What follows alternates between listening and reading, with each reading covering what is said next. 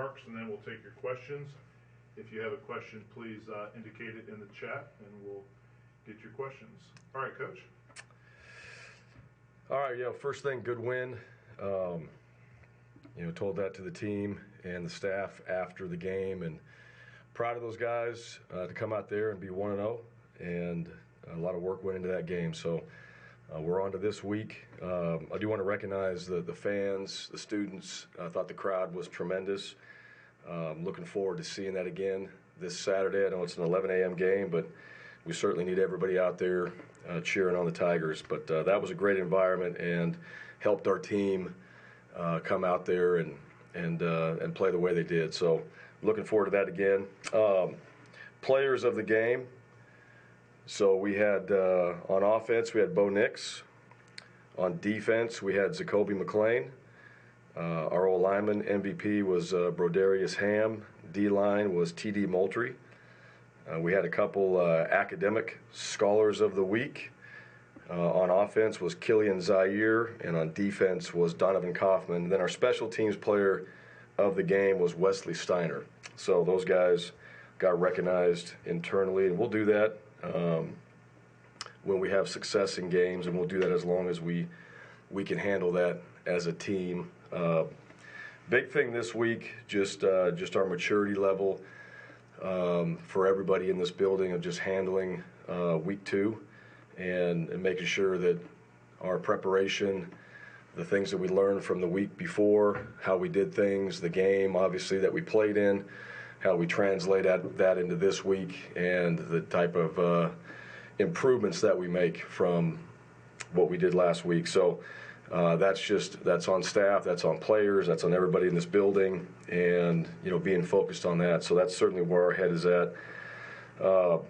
After a win, I think also just for everybody to stay focused on the things that we need to do and not get caught up in all the hype that goes along with as the season begins and wins and losses and all that. Just trying to be as consistent as possible. So staying focused on the things that matter. And right now for this team, we've had one game, and it was good to win that game. We came back on Sunday. We made corrections. We focused on the things that we needed to improve that we're going to see probably from our opponents in the future. And I thought the guys handled that well. I thought their focus was good. And the staff did a good job of making sure that the things that we had to hit, that we felt were important, that we did. And we made those corrections. So we'll find out how our preparation goes today, tomorrow in our team meeting, what kind of film the players are in watching, and what kind of preparation habits that they're developing into their second week of the season. And then just what our focus is going to be as we come out there and practice. So the goal today is that we create that mentality for the week. We put the work in to get the base schemes ready for practice tomorrow, and then we come out and have a great Tuesday practice. So Alabama State 1-0, had a good win, close game. So we got a chance to look at that film. We've obviously been looking at the previous years.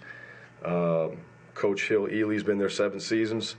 And, just offensively, they're multiple. They got a lot of different personnels. They do a good job with their substitutions and, being hard to predict what it is that they're going to do.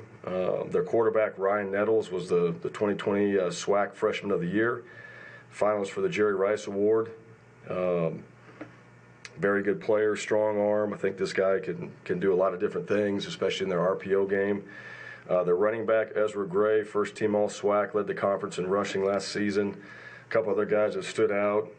Their tight end, Terrence Ellis. Their left tackle, Trevon Taylor. Both those guys have been recognized, good players. Certainly help that side of the ball, and have done a good job for them. Defensively, they got 3 players that have been on the All-American team. They had a DB from last year that's gone now. That was a good player, but they got number 4, Jaquez Payton, transfer, I think is very talented. Rodney Eccles has got good stats, 14 tackles, 4 pass breakups. On the D-line, Andrew Ogletree, 15 tackles, 5 tackles for loss. He's got a few sacks in there, and then their linebacker, Nicholas Terry, has had a few tackles for loss as well. You go back and kind of watch their game, some of their games in 2019. They played a good game against UAB. They got a chance to play in the spring, their season, so I think there's some advantage to that as well, having that opportunity to play a little bit later in the season. And then on special teams, they've been solid. Their long snapper, Luke Barnes, All-American watch list, so they got good players that have done things on their team. They know their systems, and that's our focus now going into this week is getting ourselves prepared for Alabama State, the things that we have to do to be a better football team than we were the previous game. So that's the mindset today that we're developing, and we'll see how the work goes this week. I'll know more about this team as we get into on the other side of the game on Saturday, after we've had another week of preparation after the first game, and we'll see where we're at when this game is over. So with that, questions? Coach, first question comes from Philip Marshall. Bryan, there's been a lot of stories over the course of the last few weeks about guys getting six-figure NIL deals and those kinds of things. Just how do you view that as what it means to the game, and how do you deal with just the overall NIL thing?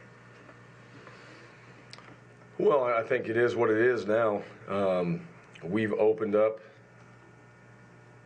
that opportunity for players to do those things. That was something that was agreed upon, and we made the decision to be a part of that with the NIL. And so I think for every team we have to deal with that. So my personal opinion on it, I'm not sure it really matters as far as what some of these businesses or some of these people want to do when it comes to making agreements with players. What I will say from a player standpoint, when you go through the recruiting process, you get to know the coaches. You get to know, as a coach, you get to know the families and the players, and you build a relationship, and that relationship is hopefully built on trust and the opportunity that they're going to have when they come to your program. And so I think no different for these young men when they make decisions as far as their life goes or business decisions, that they're having that same type of process that they use before they get into a deal with somebody, and they make sure that it's going to be a good deal. They make sure that there's trust, and there's obviously a relationship there, because these guys are young guys, and they're coming into college and learning a lot, just from the experience that a college student has, and then being a student athlete, and then on top of that adding the business component to it. I think there's a lot, so their support network has to be strong, in my opinion. And like every state has different rules of who can help and who can't, and those things like that. I mean, my advice is just make sure that you make good decisions and you work with people that are good people, and no different than what you would do making a decision to come to a university. So.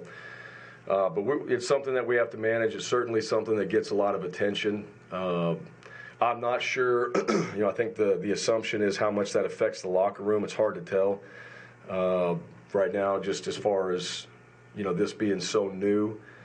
Don't really have an answer for you on that, but I think eventually, you're going to see that there'll be some things that come out of this, and hopefully it's good. And some of the things that will come out of it that might be negative, we'll probably learn as the season goes on and make adjustments as we go and figure out what's the best way to use this model so that we can still develop players, they can have an experience, and then we have really good people surrounding them while they're here in your program. Next question, Jordan Hill. Bryan, we didn't see Ladarius, Tenneyson, or DeForest Dawson on Saturday. Do you have an update on those guys and if they might be back this week? Yeah, hopefully they are. They weren't available the last game, so hopefully they're back this week. And both those guys have worked hard, and no issues as far as anything discipline-wise and all that. But hopefully we'll get them back this week. Next, Steve Moulton. Coach, appreciate the time today. After taking a look at the film, I'd like to get your evaluation on the offensive line and also about Hunter at the tailback position, the freshman. What impressed you about him in his first game? Yeah, I thought our offensive line was solid. I think they, in the run game, they did what they were supposed to do. They double teamed to the right linebackers. I think we got movement on the D line, so there was some opportunities for the running backs to press the line of scrimmage and get a chance. We protected well for the quarterback, so I thought we did a good job in those areas. And I think overall the O-line communicated well, which is a key component to being successful up front. And they worked hard at that. They spent a lot of time preparing to do that. I thought this last week, leading into the game, they were very focused on making sure that those things would happen. It wasn't perfect. We still, there were plenty of things to clean up. Those guys know that, but they did play physical. They did communicate well. They did get to the proper people that they needed to in the game. So that was positive. We're going to have something to build from because of what they did. And then as far as Jarquez, he was good. He came in his first run. He had just a downhill play where he got a chance to bounce it, and you could see his speed, and you could see the ability that he has running inside the tackles and being able to get on the perimeter and utilize his speed. He also had a couple opportunities in pass protection that he did a good job in. So, young player, took advantage of his opportunity, played hard, was prepared and ready. So we didn't have the mental mistakes that young players sometimes have, so that's a credit to him and the guys in that room just having themselves prepared and ready to go. And so, that was one thing that I did appreciate from our team. We didn't have a ton of mental mistakes on either side of the ball, and we got a few other things to clean up, but I thought guys came into that game prepared. Now this week there's more now that is on their plate as far as their preparation goes, and that will continue as the season goes on. You get more games, more film to watch, and so now we're going to see how this starts to mount for some players and how their preparation habits must improve so they can handle the week of prep going into the game, so that when they get an opportunity to play, they're able to go execute and know their assignments. And I thought Jarquez did that, but I thought the O-line helped him out too by taking care of their business. Next is Bennett Durando. Hey, Bryan. Wanted to ask about a couple of drives from Saturday, the sort of 2-minute drill at the end of the first half and then at the end of the game. What to you is sort of the value of not just running out the clock in those spots, but sort of using that as an opportunity and looking back at the tape, what did you like about those two drives and what did you maybe think could have improved? Well, the first drive, so the end of half, the goal is always to try to get points or keep the other team from getting points, depending on what side of the ball you're on. So that's always the mentality, and I thought we did a good job executing down the field. Put ourselves in a position with 7 seconds left to kick a field goal. Anders did a great job. We finished the drive. We got points. And so it was good. A good opportunity for Bo and the offense to go out there and execute kind of a situation. And we spent a lot of time on that, so that gave us an opportunity to do that. As far as the end of the game, that was a chance for our guys to keep playing, to get reps. We had some other players in the game, and so those guys, it's important that they get a chance to get out there and play and to have a chance to run the ball, to make decisions, to block, to do all the things on the offensive side that we need to just be able to do in live games, and we haven't had a chance to do that. And those guys were able to finish, and we scored in that situation. But ultimately, it's more about our guys having a chance to play and being able to take those valuable reps that they all get, into the season, because you never know what's going to happen. Those guys get a chance to play in the game. They get an opportunity to go against an opponent.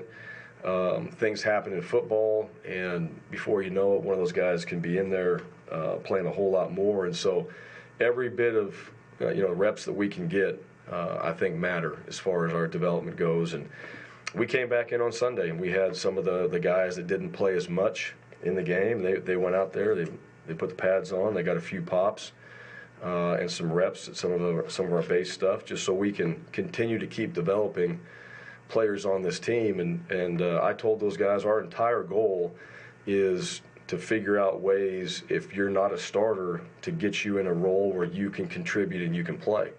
And that's all about development. That's all about becoming a better football player. And so those opportunities in games or practice, whenever you get it, take advantage of it. And hopefully those are going to help you be a better football player and give you a chance when you get in the game to go execute at a high level. And when you do that, more opportunities will come.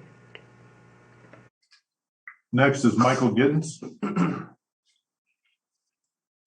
Hey, Coach, congratulations on the win Saturday. You guys had a pretty good run-to-pass balance on Saturday. Is the ratio we saw indicative of the type of balance that you're looking to have going into the rest of the season? And then can you talk a little bit about Cedric Jackson's role? And he seemed to have a pretty good rapport with Bo.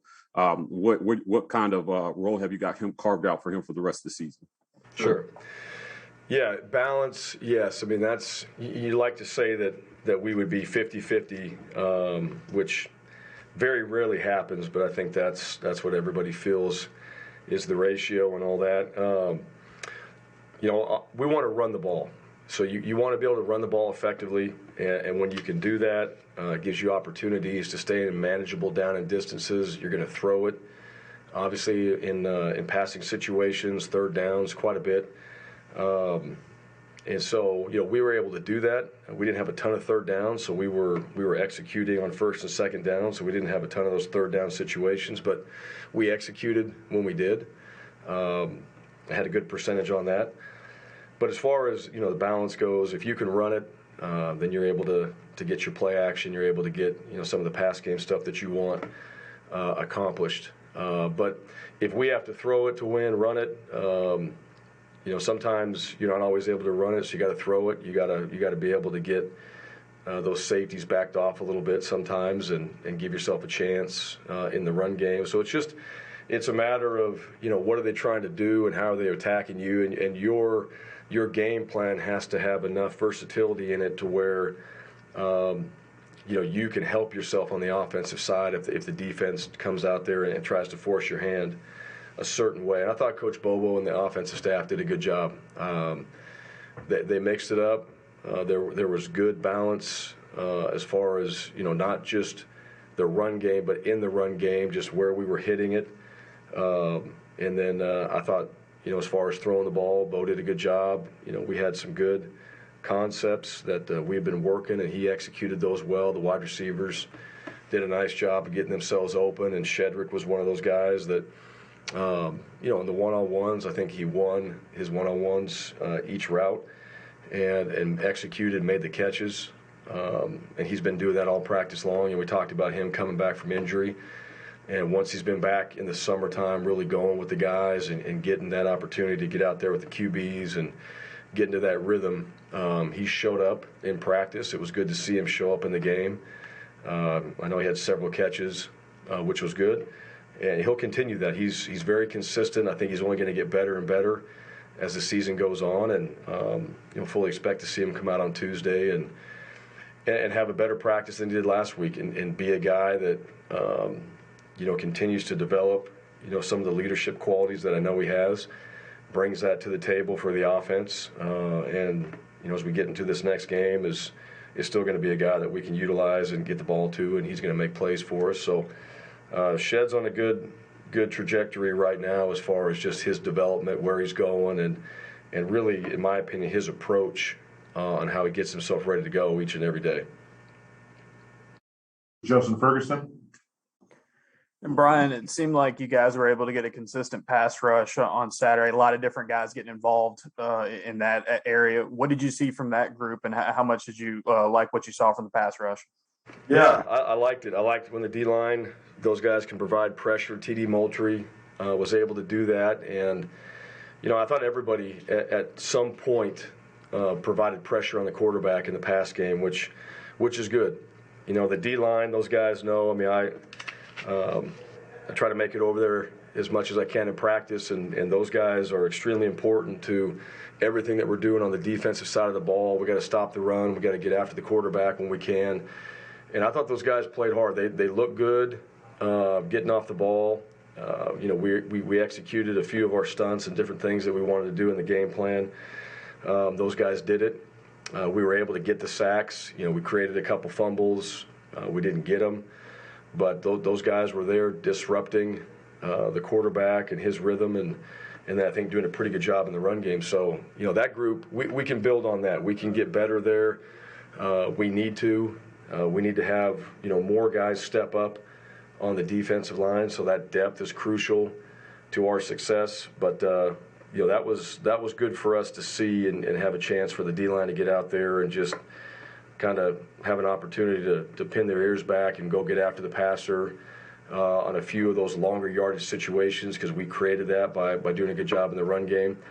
And then to see those guys execute and actually go make the play, that was good. I know they've been working hard at that. I've watched them out of practice, and those guys did a good job. And now this week, different challenge, different team, different style in some areas. So we got to just make sure that we're prepared up front to do all the things that we prepared in the last game to do, and do it better going into this one.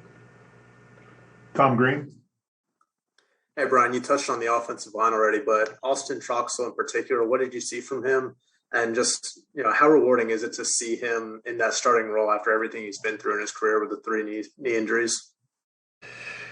Yeah, I thought he was solid. Like the rest of the guys, he was solid, consistent in the run game, did a good job in pass protection. I know his story, just the injuries, the things he's overcome. But really for Austin and his performance, that goes back to just all his preparation that he had put in leading up to the game. He's another guy. He works hard every day. He does things, in my opinion, at a high level, or to the best of his ability each and every day. And it shows up in practice. So we got a chance to see that in the game. And what I like about Austin, I like his approach. I don't think he's a guy that gets too high and too low. I think he's very steady.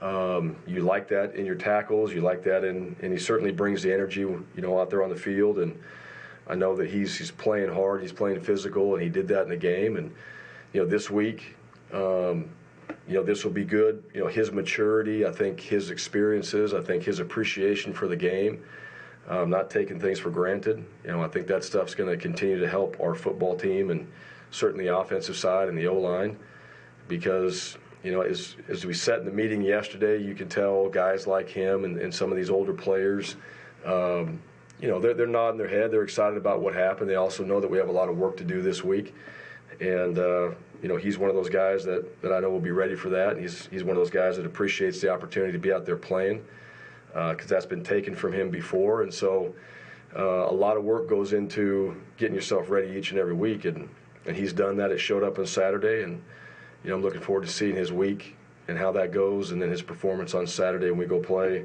against Alabama State. But I'm happy for him. I'm happy that he played well. I'm happy that he brought it in the game and did a good job. And I thought his performance was pretty solid. And when I say solid, I mean that's winnable, and that he did a good job. And that will continue throughout the week of preparation here, and we'll get a chance to see him again on Saturday. Nathan King. Hey, Bryan, we saw Jalen Simpson be helped to the locker room in the first half. Do you have an update on his injury status? I don't right now. We're going to talk about that later today. But, I think he had an opportunity to come back in there. So I don't know exactly where he's at. Hopefully, we can get him back this week. So nothing that I'm aware of that's season ending.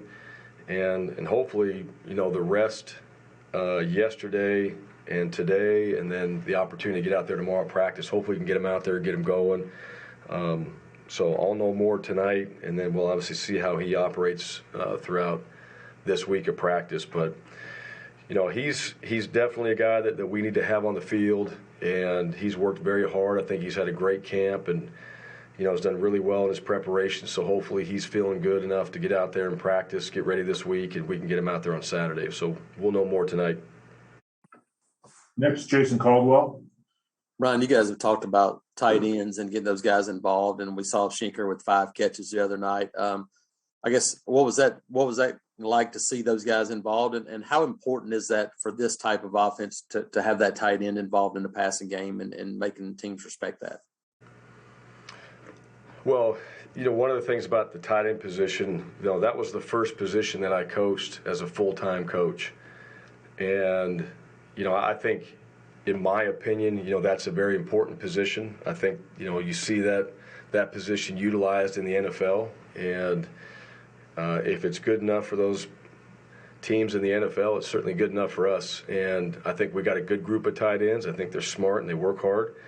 Schenker had a chance to get a couple opportunities in the pass game.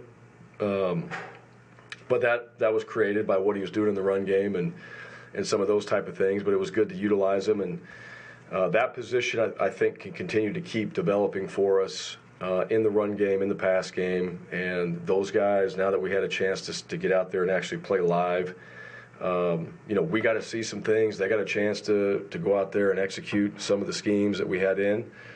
And they were effective. So, we'll continue to utilize our tight end position. We'll continue to find ways to get those guys involved in what we're doing. And certainly, if that includes the pass game and those opportunities, then, they showed that in the game, this last game, and I think that will continue moving forward.